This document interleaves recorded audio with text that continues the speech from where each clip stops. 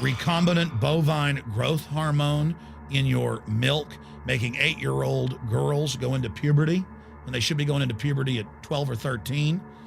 Silicone in chicken McNuggets and hundreds of other processed foods. Aspartame, that is the feces of genetically engineered bacteria that has incredible health problems that have been proven. Think for yourself. It goes on and on. ABC News, this goes back 4 years ago. Viral meat spray, advancing food safety. They spray a live virus on the meat to supposedly kill the bacteria. This is a live vaccine they spray on most of the meat you're consuming that you're buying from the store. It gets even worse. The petroleum distillates, or toxic waste that's left over from petroleum refineries that refine oil into gasoline, they take these tens of millions of pounds of toxic waste that's left over, the fluoride, the mercury, the lead, and they dump it on crops as supposed fertilizer. And what do crops like tomatoes and corn and potatoes do?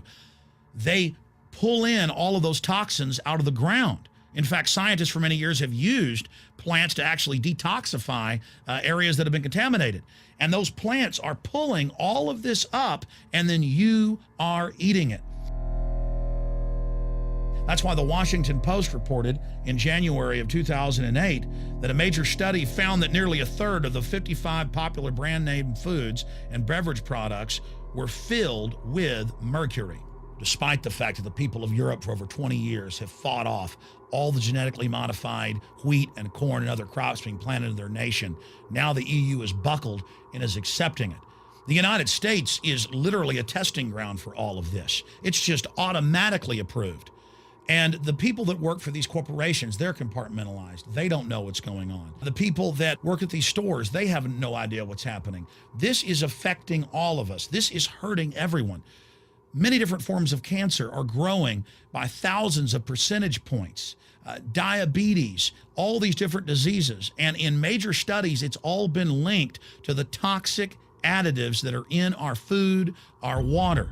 And I haven't even had time to get into MSG. I mean, I've interviewed brain surgeons, neurologists, scientists. I mean, it just devastates the brain. It's an excitotoxin. It destroys the liver, and it is in tens of thousands of products. We can say no. We can stand up. But if you've got a neighbor giving fluoride water to their baby, please go over and warn them. If you got a neighbor that's sitting there eating MSG-filled chips, one after the other, warn them. You've got a responsibility. If you know people that are feeding processed foods filled with GMO, warn them. And for God's sakes, don't give it to your own children. If you want to kill yourself, that's your own business. But don't hurt your children. Don't do this, ladies and gentlemen. In closing, I want to talk about some positive things. Just 15 years ago or so, you couldn't find organic food anywhere on store shelves. And now, about half of what you see is organic. Just a few years ago, all the milk had the growth hormone in it. Now it's hard to find milk that has the growth hormone in it because the consumers have spoken and said no.